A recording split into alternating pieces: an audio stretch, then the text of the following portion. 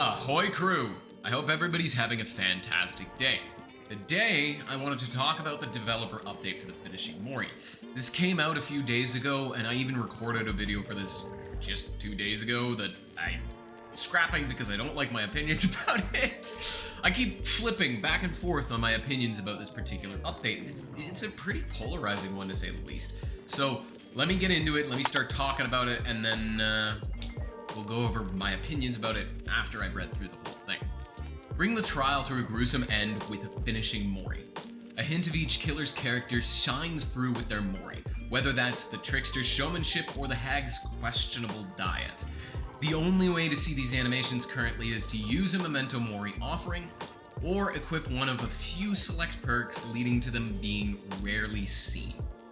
Moreover, Moris have garnered a somewhat negative reputation over the years, being used out of spite against a particular survivor. Okay.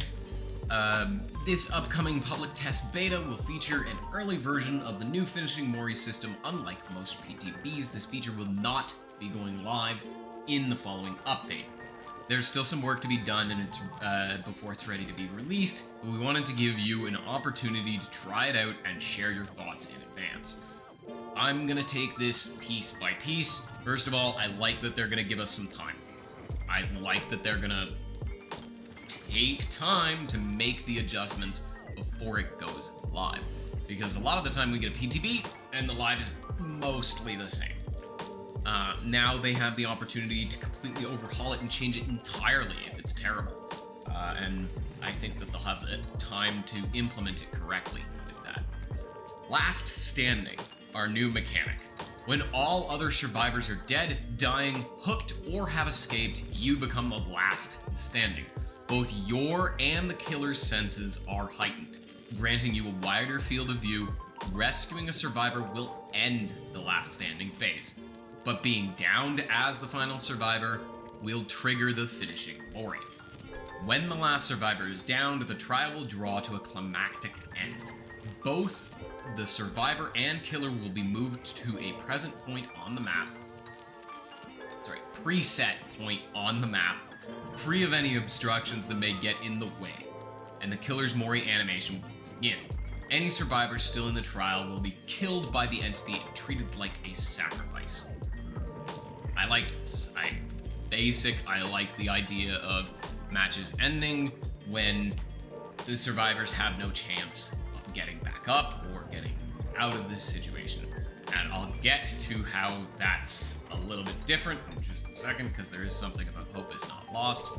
But overall, I kind of like the idea that the Mori will start. I like that it's going to be in a new spot. I like that there's not going to be obstructions. We get to see the animation happen.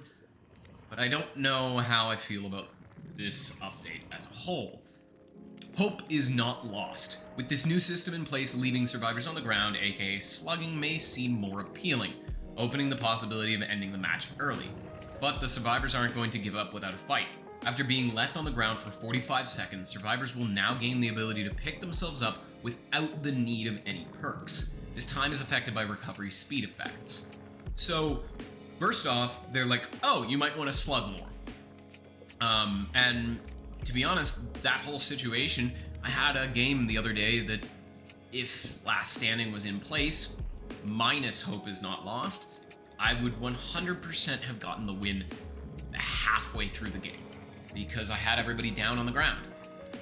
But with Hope is not lost, from what I can tell, they're telling us Unbreakable's ability to pick you up is now base kit for survivors.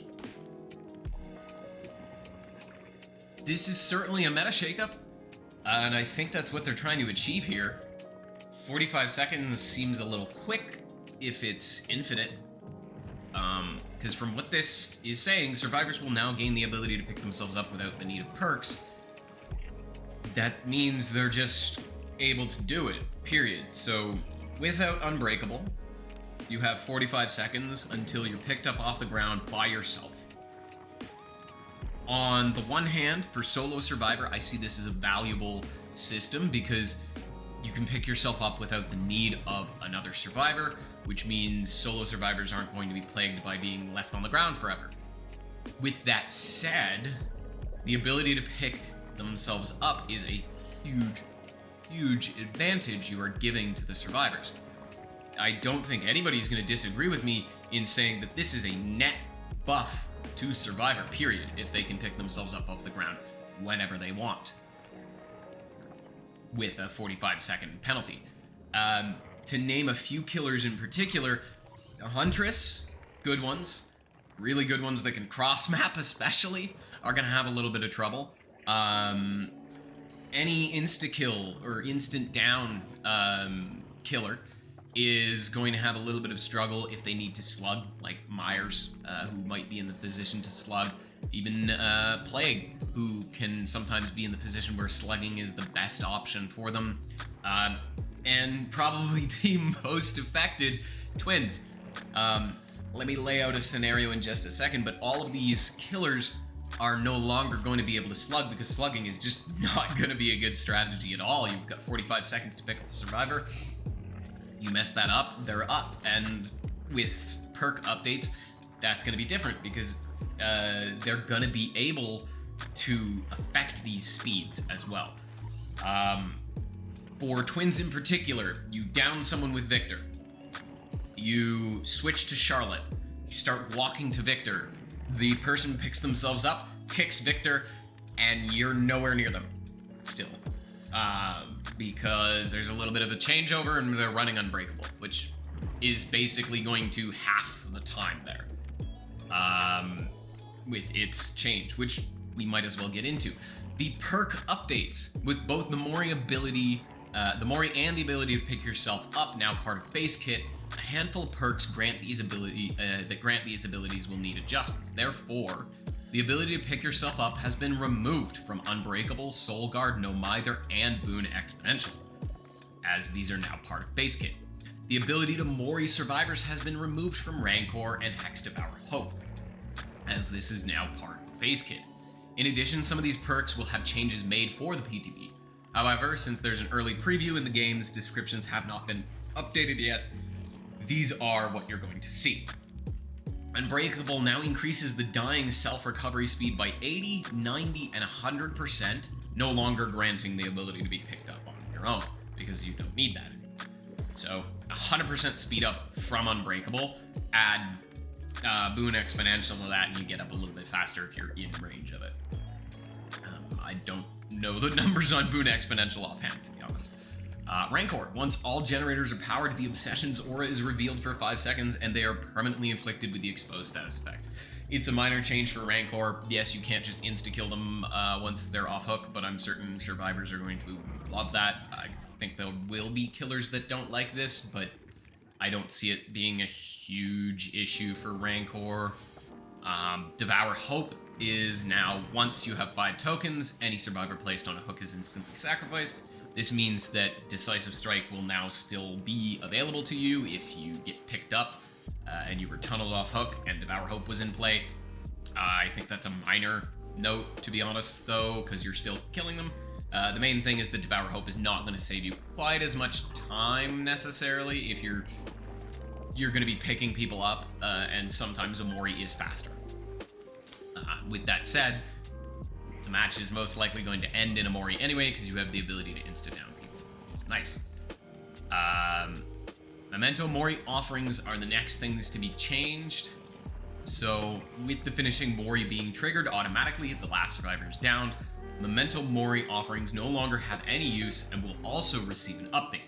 These offerings will now reward a bounty of blood points based on the numbers of survivors killed if you earn a finishing Mori. So, the caveat to getting your blood points is you have to trigger a finishing Mori. This means that the Memento Moris are just going to become basically a challenge for killers to get extra blood points. So you gain 8,000 for a yellow one if you kill 2 survivors and end the match in a finishing Mori, which sounds easy, but I get the feeling might be a little less than necessarily. But who knows.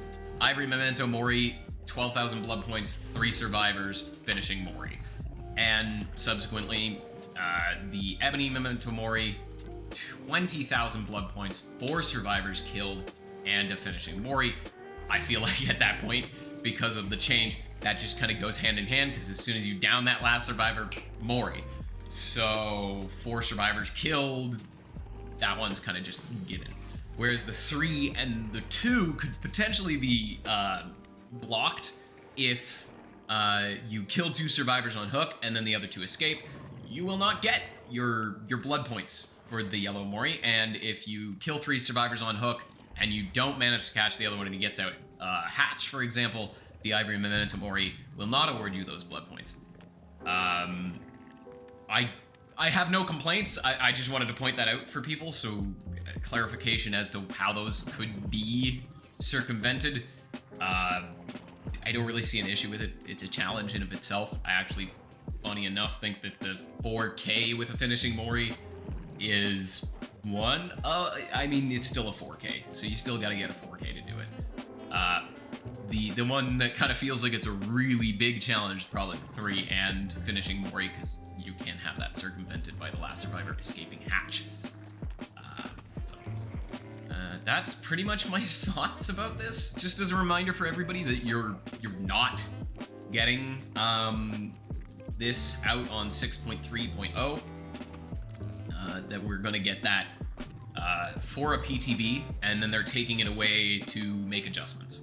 So I don't want to make any final decisions on whether I dislike or like these changes. I have my concerns, obviously, with Unbreakable being base kit now, or being able to pick yourself up off the ground being base kit. I have concerns about that for a meta shakeup. It's a big change to make to the game. But I suppose equally ending the match by simply downing the last survivor is also a change of its own. So I've yet to see how this is going to balance until we see that PTB. So thank you guys so much for joining me, and let me know what you guys think. Comments below. Have a great day.